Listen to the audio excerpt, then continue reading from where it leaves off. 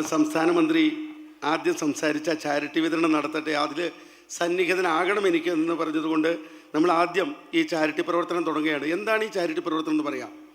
കേരളത്തിലെ ഹോട്ടൽ ഉടമകളെയും തൊഴിലാളികളെയും ചേർത്ത് നിർത്തിക്കൊണ്ട് ഒരു സുരക്ഷാ പദ്ധതി, ഒരു കുടുംബ സുരക്ഷാ പദ്ധതി Kerala hotel and restaurant association രൂപീകരിച്ചിട്ടുണ്ട്. തൃശ്ശൂരിൽ മരണമടഞ്ഞ 2 അംഗങ്ങൾക്ക് 10 ലക്ഷം രൂപ വീതം ആ കുടുംബത്തിന് നമുക്കറിയാം, കേരളത്തിലെ ഹോട്ടലുകൾ മരണമടഞ്ഞാൽ ആ കുടുംബം സാമ്പത്തികമായിട്ട് പലരും പിന്നോക്കം നിൽക്കുന്നുണ്ട്, ഒത്തിരിയേറെ പ്രശ്നങ്ങൾ അഭിമുഖീകരിക്കുന്നുണ്ട്. അതിനൊരു പ്രതിവിധിയായിട്ടാണ് ഈ കുടുംബ സുരക്ഷാ പദ്ധതി നമ്മൾ രൂപകൽപ്പന ചെയ്തിരിക്കുന്നത്. തൃശ്ശൂരിൽ മരണമടഞ്ഞ 2 പേർക്ക് 10 ലക്ഷം രൂപ വീതം കൊടുക്കുന്ന ഒരു ചാരിറ്റി പ്രവർത്തനത്തിൻ്റെ ഉദ്ഘാടനമാണ് ഇവിടെ നടക്കുന്നത്.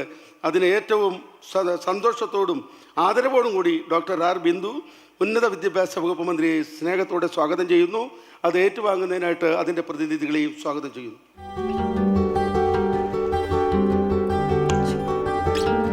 വേദിയിലേക്ക് ചെയ്യുന്നു. KHRA സുരക്ഷാ പദ്ധതി ആ ഒരു 10 ലക്ഷം രൂപ തുക ആദ്യമായിട്ട് ഏറ്റുവാങ്ങാൻ വേണ്ടിയിട്ട് സിദ്ധാർത്ഥൻ, ഹോട്ടൽ കൊടുങ്ങല്ലൂർ, സോമിനി ഇന്ദിര നോമിനി ആയിട്ടുള്ള ആളാണ് ഇന്ദിര. സോ ഇന്ദിര വേദിയിലേക്ക് കടന്നു വരാം.